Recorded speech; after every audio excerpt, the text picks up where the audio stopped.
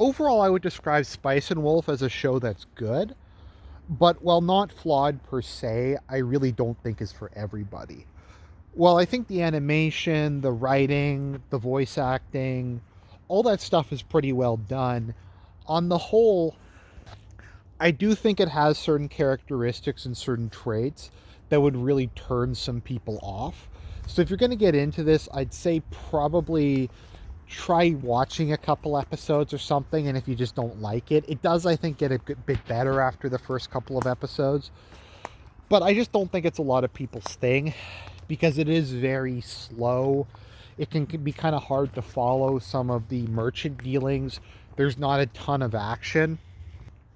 And if you're okay with those things and you want something that's a bit more of a methodical period piece X thing, then yeah, you probably would like this. But once again, it's not for everyone. So let's get into the story. So our main character is Kraft Lawrence, who just normally goes by the name Lawrence, who is a traveling merchant. So he buys a bunch of wheat at a town that's having a harvest, and we hear the legend of Holo the Wise Wolf, who is a pagan deity that ensures good harvests.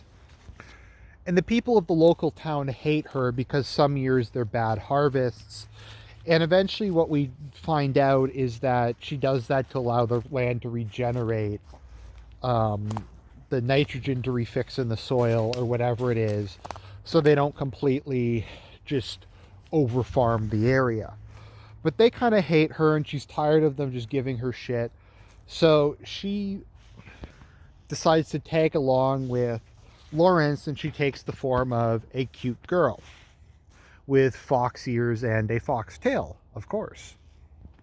And she wants Lawrence to take her back to the north where she originally came from, because she feels like the people in the south who have started to embrace Christianity and monotheism and just in general don't appreciate her anymore, that her time has kind of come and she just wants to get out of there.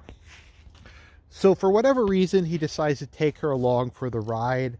And then the rest of the show is pretty much them gradually making their way north and engaging in a whole bunch of different merchant deals.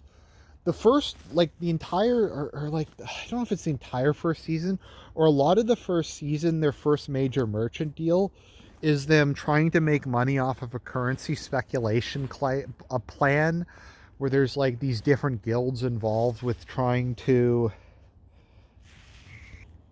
play off each other. And I'm not going to lie, I found it hard to kind of follow.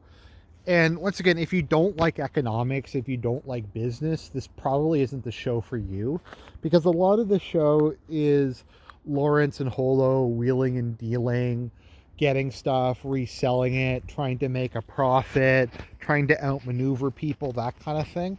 And once again, well, overall, I found it pretty interesting. Some of their plans were kind of hard to follow, and you kind of need to have some familiarity with these concepts, so you're probably going to find yourself a bit lost. But I think the real strength of the show is kind of the relationship between Lawrence and Holo.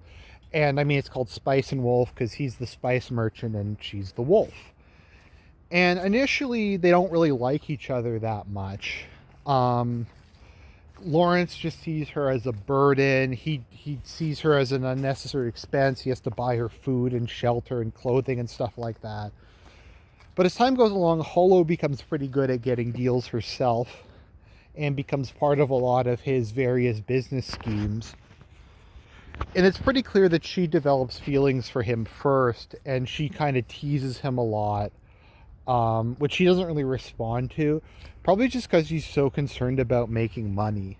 Maybe it's the fact that she's like a fox god, like a harvest deity, and he's kind of nervous about that.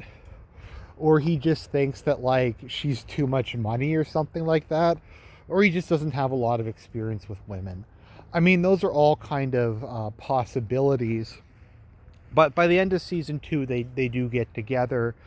And from my understanding in the light novels, which will probably never be made into into an animated show or a movie, they eventually settle down together and open up a high-class bathhouse and spa called Spice and Wolf.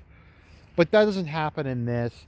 And a lot of the show is, once again, them moving north, trying to get Holo back to her home, which she obviously doesn't want to go back to, but the show needs some kind of ongoing thing to go through. So they're heading there, and Lawrence is trying to get enough money to open up a store, because that is the dream of every traveling merchant, as it were. And so they just kind of travel throughout the continent. They trade stuff like salt, pepper, wheat, furs, all kinds of stuff. They blackmail people, they bribe people, they run like schemes and gay ops and stuff like that. I don't know if there's a particular one that I would point to where I go, that's a really good scheme, but they kind of vary between being interesting to kind of hard to follow. Like I said, the real focus of the show and the strength, in my opinion, is the relationship between the two characters. I wouldn't say Hollow is really a tsundere per se. It's more Lawrence and her just like to banter and they like to argue, kind of like an old married couple.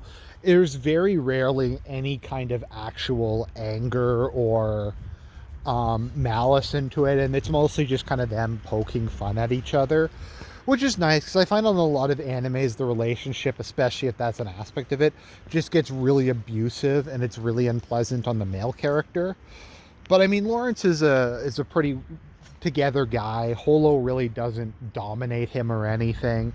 She's a very strong presence, but she also likes to get pampered and treated like a woman and stuff like that. So it's all good. I'd say the cringiest part of this show is it's, I think, pretty anti-Christian. Not as much as something like the Castlevania anime, but most of the church is just corrupt. They're evil. They're like secret atheists or something. They engage in all kinds of scams and deals behind the scenes. We get a couple really cringy fedora takes from Hollow about how bad they are, how can God exist if there's so much suffering in the world. I cringe just saying that. And that's probably the worst aspect of the show, and it kind of keeps popping up again and again. Once again, it's like this Japanese interpretation of the Middle Ages, based on popular history that is just largely shitting on the Catholic Church. So I'd say that's the cringiest part of the show. Beyond that, I don't know what else to say about it. It's slow paced, but well done, with good writing, good characters.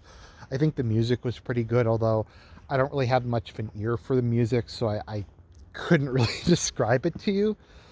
But if you're looking for something like that, that's kind of a period piece that maybe has something a little different with the economic and business aspects of it, then I'd probably recommend this show. But once again, I don't think it's for everybody. It's a good show. It's like a 7.5 out of 10 for me, which seems to be the score I give a lot of things that I think are just good or solid, but not great.